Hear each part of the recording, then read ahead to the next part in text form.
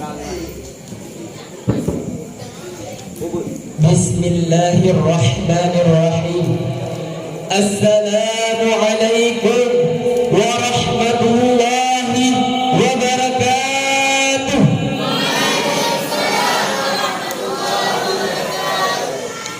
Hamdan wa syukranillah, wassalatu wassalamu ala rasulillah. Ashhadu an la ilaha illallah wa ashhadu anna muhammadan abduhu wa rasuluh la nabiyya ba'dah. Faqala Allah ta'ala fil Qur'anil Karim wa huwa asdaqul qa'ilin. A'udzu billahi minasy syaithanir rajim.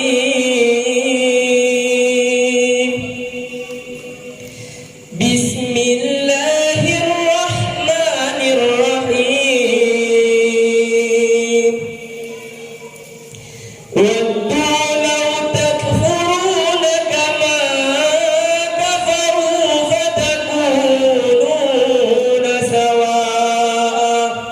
Sadaqallahul azim. Dalam kesempatan yang berbahagia ini, marilah kita sama-sama memuja dan memuji Allah Subhanahu wa taala, Tuhan yang Maha Pengasih lagi Maha Penyayang, yang tak pilih kasih dan tak pandang sayang, yang dengan nikmat tak terhitung dan tak terbilang. Dan dengan nikmat tersebut kita sama-sama bisa berkumpul di malam yang berbahagia ini, bertatap muka berhadapan. Kemudian salawat beriringi dengan salam selalu tercurahkan kepada putra gurun pasir yang pada subuh Senin beliau lahir.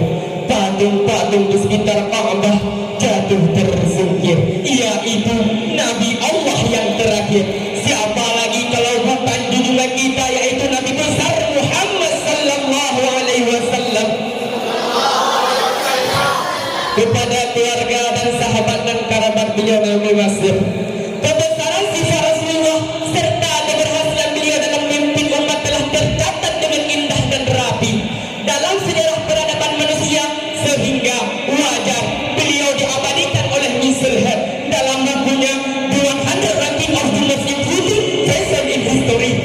100 orang yang sangat terpengaruh dalam sejarah, dia menempatkan Nabi Muhammad sallallahu alaihi wasallam pada ranking yang pertama. Kemudian kata-kata ta'lim wal ikraman saya yang pertama sekali, yaitu kepada ayahanda dan ibunda kita bersama, Abi Maumi selaku pimpinan Dayah Misbahul Huda ini, dan kepada dewan juri yang arif dan bijaksana yang saya hormati, kepada dewan-dewan guru, dan yang paling teristimewa yaitu kepada santriwan dan santriwati yang masih bernaung di Dayah Misbahul Huda ini. Kaum muslimin yang dirahmati Allah, mungkin telah sama-sama kita mengetahui dan merasakan bagaimana keadaan Islam hari ini.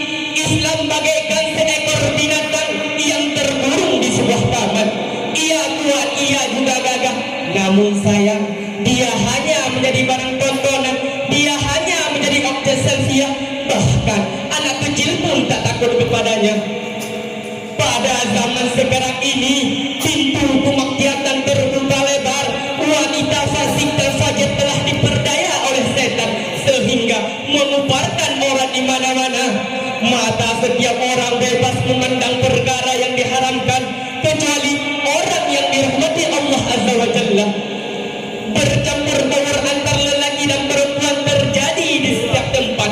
Majalah porno dan film campur merajalela tanpa kontrol. Maka karena keadaan Islam semacam ini, terguburlah hati saya untuk menyampaikan sebuah pidato yang berjudul Maju Mundurnya Islam. Dulu Islam ini sangat kuat, sekuat sehingga ia menguasai rimba raya. Dia ditakuti oleh setiap binatang-binatang yang lain. Karena kuat dan gagahnya, sekali ia meraung cukup membuat para pesaingnya bergetar, sehingga tak ada seekor binatang pun yang mau berurusan dengannya. Namun era telah berganti, zaman terus berputar, dan dalam setiap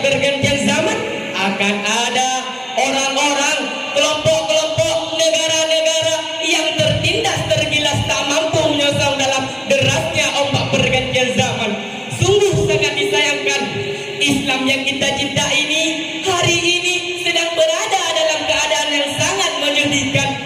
Gigi-gigi yang dulunya tajam namun kini sudah rontok. Kuku-kuku yang dulunya mematikan namun kini sudah tumpul. Suara yang dulunya menggelegar namun kini hanya terdengar rintis, bahkan nyaris tak terdengar. Sungguh sangat disayangkan.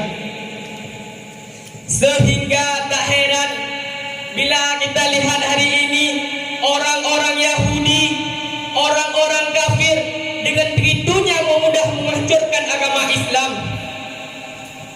Mereka menganggap Islam ini enteng, Islam ini rendah. Mereka merusakkan tatanan Islam dengan berbagai macam cara. Di antaranya yaitu dengan HP. HP memang kecil, dapat digenggam. HP memang tipis, bisa dimasukkan ke dalam kantong. Tapi fitnahnya sangat besar. Banyak pelecehan-pelecehan Islam yang ditayangkan oleh HP. Sehingga tak terasa bila Islam hari ini sudah jatuh sekali dari bawahannya. Coba kita lihat bersama-sama, banyak umat Islam di belahan bumi sana yang hidupnya sekarang sangat hina dan tak layak. Ada yang memperhatikannya, ada yang membantu mereka, ada, memang ada. Tapi sedikit orang yang masih mau membantu mereka. Mengapa hal ini bisa terjadi, saudaraku? Mengapa? Cuma satu jawabannya, yaitu gara-gara HP. HP merusakkan segala-galanya. Banyak muda-mudi sekarang rusak gara-gara HP. Mereka lalai siang dan malam. Mereka diperbudakkan oleh HP. Maka permainkanlah HP kalian dengan cerdas, dan jangan sampai HP yang permainkan kita. Kaum muslimin yang dirahmati Allah, dewan juri yang saya muliakan.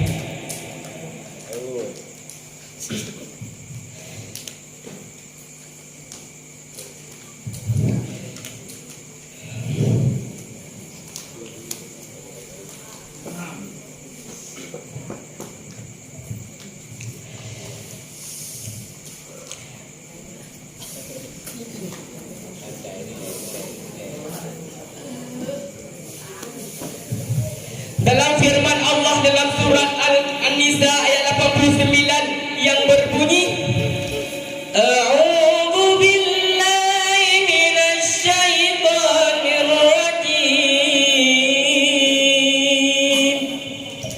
Bismillahirrahmanirrahim. Waddu law takfuruna kama kafaru fatakununa sawa'a. Sadaqallahul azim. Yang artinya adalah mereka ingin agar kamu semua menjadi kafir sebagaimana mereka telah menjadi kafir. Kamu akan sama seperti mereka.